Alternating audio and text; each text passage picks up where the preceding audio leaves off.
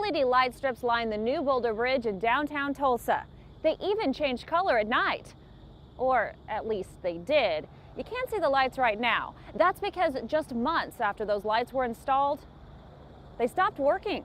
3, 2, 1, go! The opening of the Boulder Bridge was a big day for Tulsa. Simply having this bridge going over the railroad tracks from one terrific side of downtown to the other. It features unique artwork with rows of LED light strips underneath to illuminate it at night.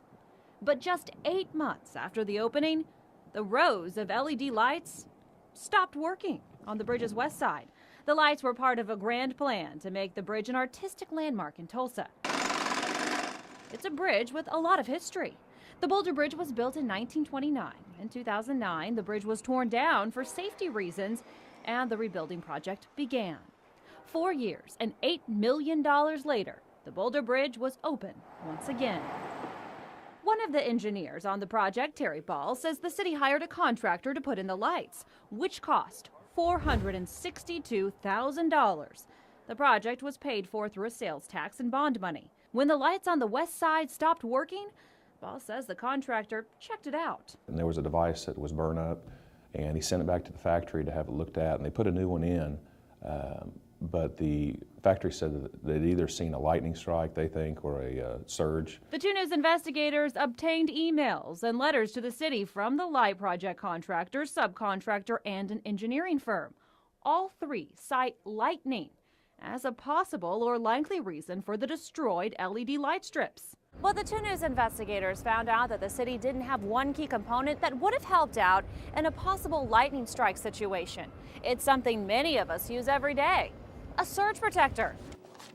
Taxpayers we talked to were surprised. There's weather, and so that needs to be taken into consideration anytime that you're building anything that may be affected by weather. They should have paid the extra for the surge protector. That would have been smart to do. How do they fix the situation without taking more money out of our pockets? We asked the city that same question too. The subcontractor that installed the lights called the incident a, quote, act of God, and that isn't covered by warranty. So that means you, the taxpayer, will have to pay for the fix. A surge protector could have prevented the suspected lightning damage and saved the city the cost to fix it too. Ball realizes not getting the protector may have been a costly mistake.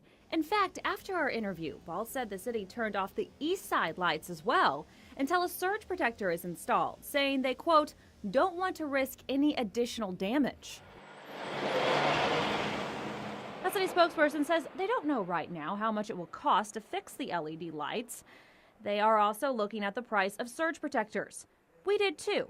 We talked to professionals in industrial surge protection, and they told us that to protect the nearly $500,000 worth of LED lights on the bridge would have cost the city between $1,000 to $2,000.